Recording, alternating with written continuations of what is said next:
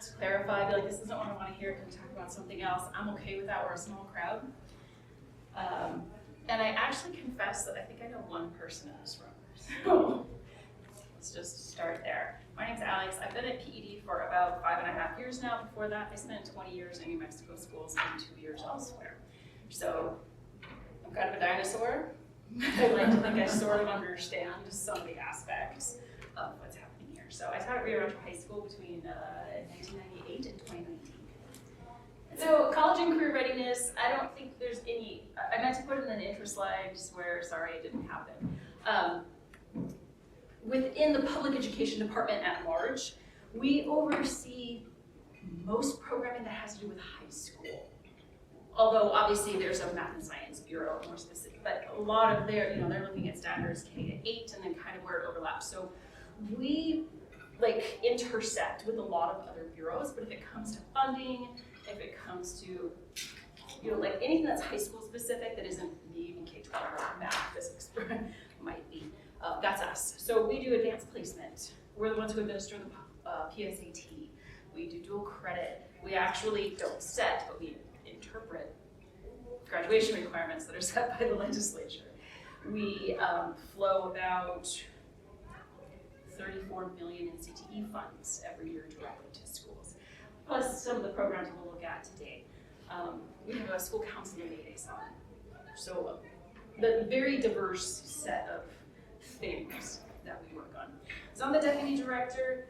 Breezy is the director, although most of the programs and stuff we're going to look at today, Tiffany and Melissa work on most directly. Tiffany being coaches.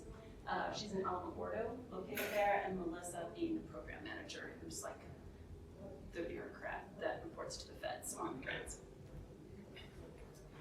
So if you have any questions about the latest on things, probably Melissa or Tiffany are your go-to, but I'll give you my card.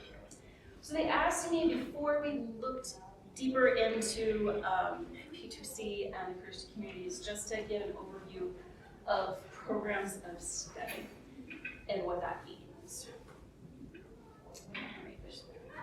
CTE is Career and Technical Education. That means a lot of different things to different people, not just your old VOTEC, because in our world, everybody's going to have a career, right? For some people, that means they need a bachelor's degree, but not necessarily, right? Everybody needs post-secondary training to have a career, right? And so college and career readiness and what we call CTE for us is all career clusters. Although clearly a lot of STEM-focused things do require bachelor's, master's, and even post, right? Doctoral work. So a CTE program of study, though, from our definition in our bureau, and a lot of this comes back to actually like IT logic, being able to identify where students are. So we have to identify what a program is. So it aligns coursework in a sequence. So there are several, I think I have a sample of them, several different pre-identified STEM programs of study. That could be limitless in theory, but if we don't say a student takes course 1, course 2, course 3, then we can't find out who's in those programs. So we have pre-identified sequences.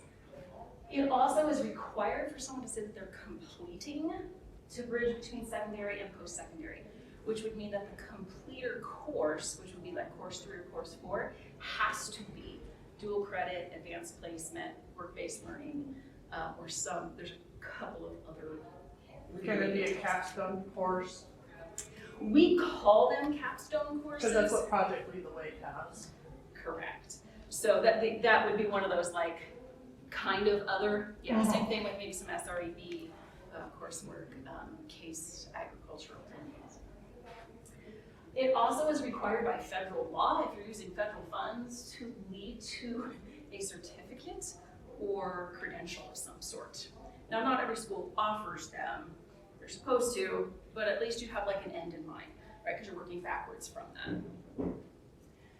And then, that should say purposefully, but it says purposeful. Recruits and retains underrepresented students for that program of study. Who is underrepresented in a program or underrepresented in a school.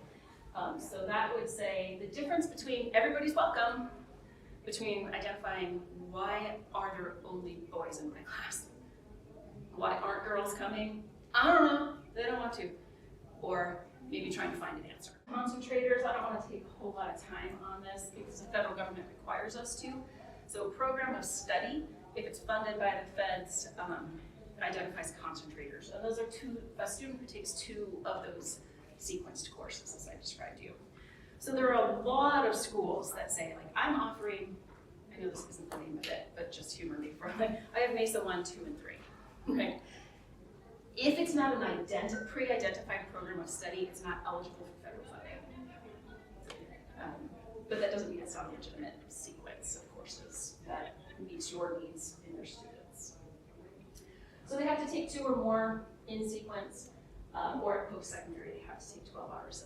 Perkins federal funding is eligible, associate's degrees, so we administer that as well. So what that looks like is you take an intro course, it's like 1 and 2, or 2 and 2, or 2 and 3. I'll show you a sample of what that would look like. To spend that a lot. Basically, you can't just take like an introductory course, like 8th, 9th grade level, and then like a dual credit that could kind of vaguely be related. That doesn't end up counting. And a completer is somebody who takes some sort of capstone. All right. Ooh, that's hard to see. The example that I want to show you here is because each row would be a separate program of study. This is obviously not a complete list. This is just as many as Tiffany thought would fit on the screen. And so, like, the cluster is STEM. There's looks like 2 or 3 different pathways in them. But more importantly is the program name. And you know, here's Project Leadway, here's SREB, Systems Go. That's like, what, 5 years old? Or a handful of others. And so there's a middle school course that's aligned. We're not terribly worried about those because we don't understand that. But if a student took, right, this is an SREB course, this aerospace engineering. They took that as their intro, and then they took aeronautics engineering as their second course. They would be considered concentrators in the aerospace engineering program. And then if they also then took the work experience or the capstone, or they took AP physics, 1 or 2, they would be counted as a completer. And so it's 1 class in each box. I mean, you can take more than that, but you only need to do this one and 1 of these to be a concentrator, for example. And that would make it theoretically eligible for federal funding if it's identified as a priority in your. And are these charts found online? Yes, absolutely. They're on our website. It could. Yeah, I think the list is longer than that. So Oh, I'm sure it is. It's a I packet. think at last count we had maybe, I want to say 170. Yeah.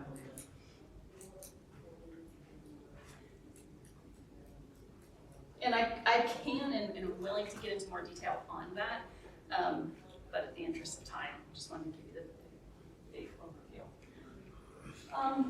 We also we actually hold the charters for 7 different career technical student organizations in the state. They're administered through some contractors, like out of 3 different universities. But the CTSOs, we fund the organization as a whole, right? So they can put on like the state leadership events, so they can pay a salary for a director. We've also though administered flow-through funding. MESA is not a registered CTSO. And I actually couldn't tell you why or exactly where those lines come in. It's just, it isn't. However, we do have some flow-through funding, and hopefully we'll have a little bit more in a couple of weeks actually for MESA, but more on that if and when it happens. We were originally told that it has to do with the number of states that MESA is in, that it has to be in a certain percentage in every state, and we're not in every state, which is why we can't be a CTSO.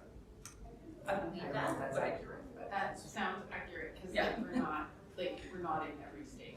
so I can neither confirm nor deny, but not because we had actually looked into it, right, to try to get under the NMAA umbrella, blah, blah, blah, and we were told that it has to be in a certain number of states, and we're not. Yeah. So what I do know is that FFA, HOSA, Skills USA, and TSA do exist in a lot of the schools you all just said that you're from.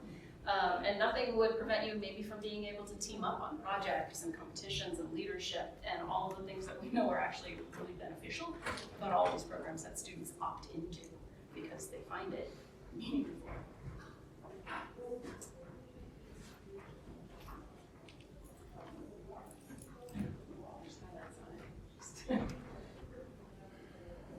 All right, so Careers to Communities, I believe, is the project that we're here to spend the most time talking about.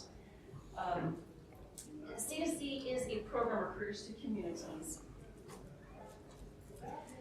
It's a program that includes a lot of other resources embedded within it. So a lot of people will say, like, what's the difference between P2C and C2C?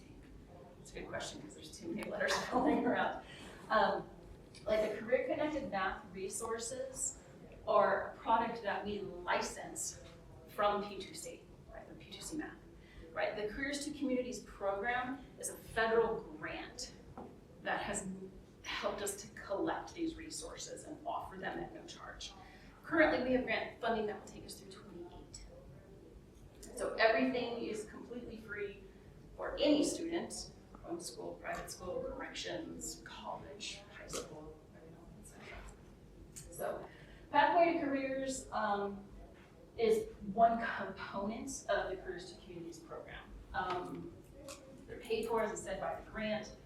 We have the Career Explorer, which in itself means several different things. There is guided career exploration. So the first one is more like students can explore on their own. The second one is more like teachers walk them through it. And then there's Career Connected Math resources. The Career Explorer itself has several different resources within it. And I think I have a screenshot of each of these. So rather than trying to describe it, we'll just move through them. But just know there's, 8 different things listed there.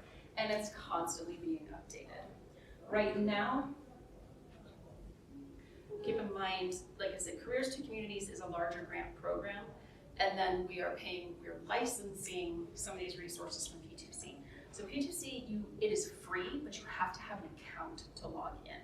And that's because it's not free everywhere. It's free to our teachers. And so you have to register for an account using your school email address, and then they send you back to the site. So it can sometimes seem a little funky to people. All right, so Career Explorer, this is like a summary page of a student who's filled out different things. This is like a to-do list of different activities you could take. So Tiffany, my colleague who took the screenshot, has not done one of them. This is interest matcher, a values matcher, a cluster matcher, suggested careers, saved careers, and you can scroll down past the page that we can't see here. And there will be a zoom in on the next slide. But overall, this is like my career page, and it's a single place for students to see their results of the various activities that they've done within the Career Explorer.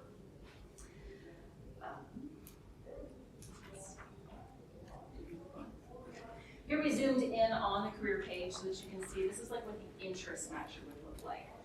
So over here, I'm not sure how well you can see that. Investigative, artistic, social, you're a match for these things in careers that align to that. This is what the interest matcher looks like as you are going through it to complete it. It's pretty typical. There's 60 questions. It takes about 10 minutes if you're actually trying to answer like the questions. Obviously, a student could be like, and they finish faster. And then this is what the results would look like. And you could, so it says 50% match to investigative, 60% match to artistic, and 25 to social. A student could say find me things that have both investigative and artistic. And this one did not take the third because it was only 25% match. And it gave her 4 careers that aligned: anthropologists, astronomers, biochemists, biophysicists, and geneticists. You could actually expand each of those. So you could say little bit more about what that means. Or I could expand these as well.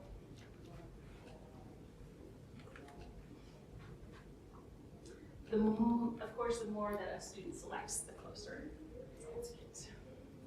All right, now the values matcher, which is the middle one there. In the values matcher, students, it's like a card sorter. So at the top, it gives you statements that you drag into a place that makes sense to you, from what's most important to you in a work environment versus least important to you in a work environment. So what's really important to you, I can't tell exactly what that says. I think it's like, I make use of my abilities. Is that really important to you, or do you not care if you just want a paycheck? Or I could give directions to other people, like if you want to be in charge, or if you want to help people, or you want to solve problems, that kind of thing. So values about a workplace. And in the same way, students would get a ranking of all the characteristics, from highest to lowest, about what's important to them. And more importantly, related careers to your top 3. But you can click on all the careers, you can also click on them, and then it shows a panel with how many, I probably have an image of it. If I don't, I'll go back and tell you that. All right, next is the cluster matcher. So a student could just go in and look at all STEM careers, or a teacher could say, hey, today we're going to look at STEM careers. But on the other hand, students also answer questions that could say, you're a good fit for this cluster. Instead of their teacher telling them that. You love math, I don't love math.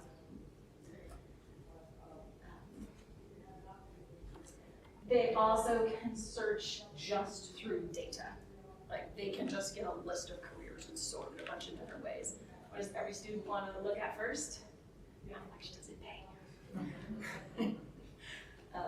But they can sort by cluster, they can sort by a title, they can sort by the number of openings in our state.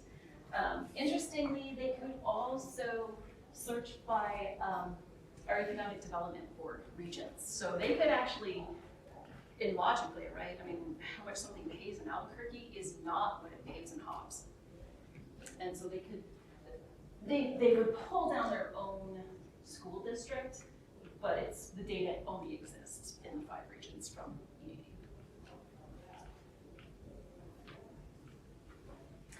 Another way students can search, or teachers can guide them to, is the career library. So this is, you can see the 16 career clusters in tiles. So you could just click STEM, that's what we're doing today. And we're gonna look at careers and how much they pay. And let's compare that to hospitality, for example, or whatever you're trying to motivate them to. Another thing that they can do is, if they've already taken that interest and values matcher, they can actually click like this tab here, I guess you could call it, and just search in that way. Most interesting to a lot of students is this third one, which is the education zone. So if they click on that last one, they could click to say, what kind of job can I get with just a high school diploma? What kind of job could I get with a trade certificate or associate's degree? In 5 different zones. Lifestyle calculator is kind of fun. My husband was teaching middle school last year, and he did this. So the students go through, what kind of house do you want to live in? What kind of car do you want to drive? Are you going to the gym? How often are you eating out? What kinds of restaurants are you going to? And be like, I need to make $107,000 a year. That's what it is. So lifestyle calculator is what it sounds like. This is a more reasonable one that's going to be put together. So categories, even like utilities, like if you're owning your own house versus renting an apartment that has utilities provided and that sort of thing. You put in your school district, it gives you regional estimates. It does that for you for a student. Of course, it's a ballpark, so this person needs $57,000. And then, of course, you can go through and what kind of job pays $57,000 a year. Okay, finally, this is related to colleges. If I go to college to become an aerospace engineer in New Mexico, and then there's also related careers, right? It could tell you, okay, I'm gonna go to a public school, I'm gonna go to UNM, I'm gonna go to Tech, I'm gonna go to State, right? How much is the median wage for an aerospace engineer? I would assume that this is also not military, because Space Force are not working employees. What's the education education zone, I need at least a bachelor's degree or higher. And what is the average in-state tuition? That's tuition, yeah, I know technically you can get started and get it paid for, but if you were paying any expenses, how long does it take to pay that back? It's kind of interesting. Like if I'm going to get a master's degree in social work, it's going to take a whole heck of a lot longer to pay it back than if I get a bachelor's degree in aerospace engineering. So those are the different tools associated with the Career Explorer that are available to students. Next, I'm going to show you a couple of resources that are for guide. These are teacher-guided career exploration. I mean, a student could, of course, probably, but my kid goes through a textbook, let's say, on their own. These are lesson plans, levels 1 to 7. We put it there. They're kind of loosely think of it as 6th grade to 12th grade, but no 11th grader wants to take like a 7th grade lesson plan. Okay, so you just say level 2. And if I were to click on level 5 here, then I would get a list of the things, and it's hard to tell exactly. There's a student edition and a teacher edition. Those are the 2 different boxes there. These are actually downloadable PDFs, so you can capture them, put them in a classroom or Canvas page or whatever it is that your student uses.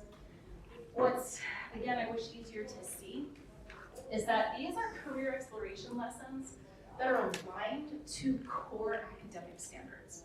And so like down here, you'll see like this is ELA and social studies, and it actually has the standard listed. This one has math standards associated with it. And so we've seen these used in a lot of different ways. I used to be a VAP coordinator here. One of the things that we would see, I would hear people talk about was, I gave my AP exam on May 5th. What do I do? Until Memorial Day, right? Or actually like out of school time, that sort of thing. Right? So these are standards aligned lesson plans for career exploration purposes. Another resource are the career story videos. These are 5 to 10 minute conversations. These are not polished and fake looking. These are real people just saying like, hey, I live in Artesia, and this is what I do, and this is how I got here.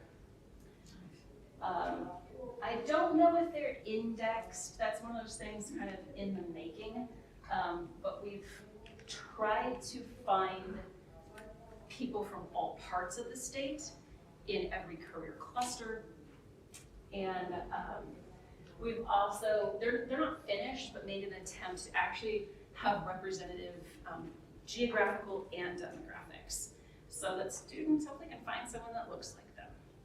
Find a woman who's actually an aerospace engineer down in Cruces, for example. She's not on this page, but she's there. And then there's a plumber in Albuquerque.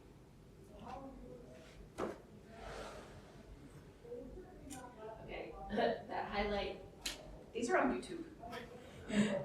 You just have to believe me that that's what I was highlighting there. Okay, finally, those career videos, these actual videos right here, each of them has 2 lesson plans. I shouldn't say each of them. Each cluster has identified 2 of the videos and has an associated lesson plan. So that's a more accurate way for me to put it. So there's 2 STEM lesson plans, there's 2 ag lesson plans, there's 2 whatever IT lesson plans. So in this case, they have the electrical engineer and the anthropologist. Is that they send you a join code in your email. So then you have to get the email and then you get redirected to the platform. This isn't the platform, this is the grant webpage that PDD manages as So opposed they're gonna send me something, because I got something that says it's been sent, but I'm like solo at this point, so they'll still send me something. Yes, and it typically you'll get a response within a business day. This being a holiday weekend, can't vouch Gotcha, for them. gotcha. Okay. The company that, like the content developer, they're in Tennessee. So, I mean, we're in contact with them all the time, but we are not. And that's the same for the math one too? Then all this- The platform, everything is on the platform. Okay. So like I said, two-step process. You go to the grant program website, you'll complete the get started form, get the join code. There we go. And then you click on that link and then you can set up your account. And the website's pretty easy. It's careers2communities.com if you're interested.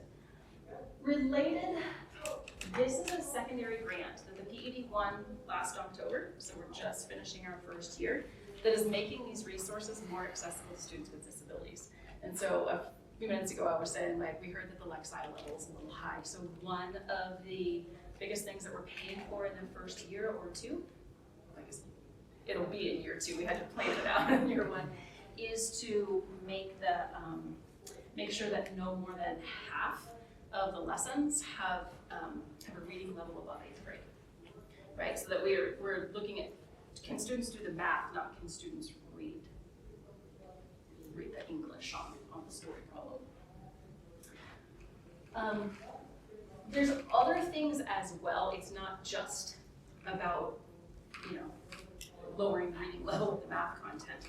We actually setting up some individualized career connected learning opportunities for students with disabilities in different schools and districts. We don't know what all that looks like everywhere, but for example, right, we hear a certain program that's based in Albuquerque that helps students to get students with severe, not just physical, but more intellectual impairments to get jobs after school. And they work in Albuquerque, and we're trying to say, maybe we could get them, if we can help them with the resources they need to set up a program in Los Lemos or Rio Rancho. And so, if you're interested in career readiness type things that you could maybe, you have an interest or you see the concern for students with disabilities, being able to access, that's what this secondary grant is targeted for. So let us know. My colleague Melissa is the one who's in charge of it now, but I can certainly put them in touch. And we are actively recruiting schools to be part of that pilot.